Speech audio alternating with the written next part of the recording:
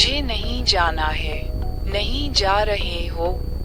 और अगर मैं नहीं जाता तो आप इसके बारे में क्या कर सकते हैं? मुझे पता है कि इस समय आप और चार्ल्स के बीच रिश्ते थोड़े तनावपूर्ण हैं। इसलिए मैं आपको उसके पास ले जाना चाहता था और गलतफहमी दूर करने में आपकी मदद करना चाहता था। वह शुद्ध और निर्दोष मुस्कान किसी सफेद कमल की तरह थी। वह जानबूझकर अनजाना सा लहजा, वह कमजोर दयनीय नाटक, ये सब मुझे उकसाने के लिए ही किया गया है। यहाँ के सभी कुलीन लोग अपने तथाकथित शिष्टाचार का दिखावा मात्र कर रहे हैं। वास्तव में उनके कान खड़े हैं। वे मेरी हर हरकत पर ध्यान दे रहे हैं। उनके लिए ये बहुत ही अनुचित है, चाहे ये नाटक के लिए यहाँ आए हुए रईस हों या जियाना, जो सोचती है कि वह मेरी प्रतिद्वंद्वी बनने और मेरे मूड, प्रतिष्ठा और जीवन को प्रभावित करने के योग्य है। आज वे सब निराश होने वाले हैं। आप जिस गलतफहमी की बात कर रहे हैं, आपका असल में क्या मतलब है? कृपया इसे ठीक से समझाएं। खैर, मैं दिल से आशा करता हूँ कि आप दोनों खुश रहें और मेरी वजह से आप दोनों एक दूसरे को गलत न समझें। क्या तुम्हारी वजह से? और तुम उसके लिए हो कौन आखिर? जाहिर है, एक दोस्त। इसके बारे में ज्यादा मत सोचो। मुझे चार्ल्स की बहुत परवाह है। क्या यह उसके लिए अच्छी बात नहीं है कि उसके पास चिंता करने का एक और कारण हो? ओह, ये तो बहुत बढ़िया है। आपको उसकी वार्षिक आय और उसके बजट की चिंता करते देखकर मुझे यकीन है कि वह बहुत खुश होगा। तुम ऐसा कैसे सोच सकते हो? इसीलिए तो वो तुम्हें पसंद नहीं करता। चार्ल्स को केवल खूबसूरत चीजें ही पसंद हैं। ये ड्रेस जो मैंने पहनी है, वो खुद मुझे इसे खरीदने ले गए थे। जब उन्होंने मुझे दुकान में इसे पहनकर देखते हुए देखा, तो उन्होंने कहा कि ये मुझ पर बिल्कुल फिट बैठती है। ये ड्रेस काफी महंगी है।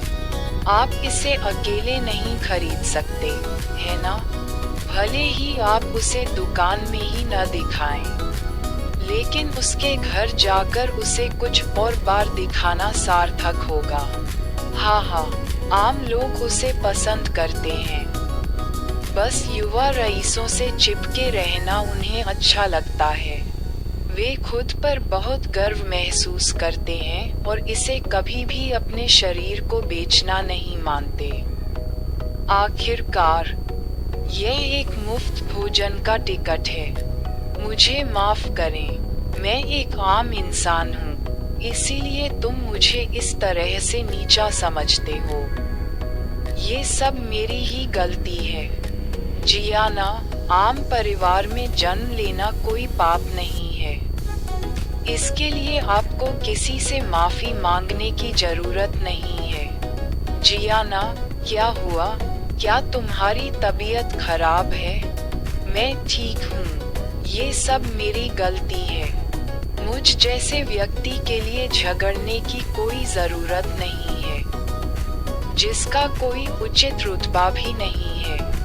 मुझे तुम्हारे साथ रहकर उसे गलतफहमी में नहीं डालना चाहिए।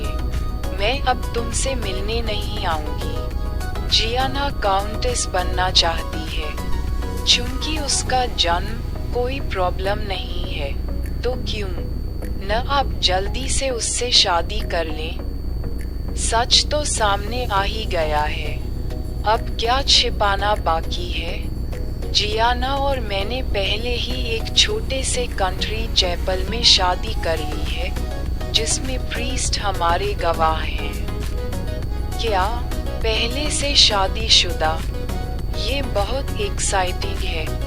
के बैंक्वेट में आना सही चॉइस थी। अब ये तो कुछ नई गॉसिप है। पवित्र सिद्धांत हमारे जीवन का मार्गदर्शन करते हैं। इस दुनिया में शादी सिर्फ एक सार्वजनिक समारोह नहीं है जिसकी घोषणा सबको की जाती है। ये सिर्फ उस शादी के लिए है जिसे भगवान गवाह के तौर पर देखें। रस्म के दौरान दोनों पक्ष भगवान के सामने कसम खाते हैं और उनके प्रति पूरी श्रद्धा से समाज और कानून सिर्फ पादरी द्वारा पहली शादी की गवाही को ही मान्यता देते हैं। जब तक पति पत्नी दोनों जीवित हैं, तलाक अमान्य है और जज द्वारा दूसरी शादी को कभी भी मान्यता नहीं दी जाएगी। तो क्या इसका मतलब ये है कि जॉन और चार्ल्स की सगाई अमान्य है? चाहे वह चार्ल्स का कितना भी पीछा करे, सब व्यर्थ है ना? जॉन इस समय पूरी तरह टूट चुका होगा। जॉन इसे ठीक करने की पूरी कोशिश करेगी। उनकी सगाई शाही परिवार द्वारा स्वीकृत की गई थी। इसे तोड़ने के लिए उन्हें सम्राट की स्वीकृति की आवश्यकता होगी। अपने पिछले जन्म में मैंने पूरी जिंदगी उसके लिए जी तोड़ मेहनत की और फिर भी मुझे कभी पता नहीं चला कि उन्होंने बहुत पहले गुपचुप तरीके से शादी कर ली थी। ये पूर्ण है। जितना अधिक जनमत मेरे पक्ष में होगा, उतना ही इस शाही सगाई को तोड़ना आसान हो जाएगा। मुझे अब तुम्हारे लिए कोई भावना नहीं है। मैं हमारी सगाई तोड़ रही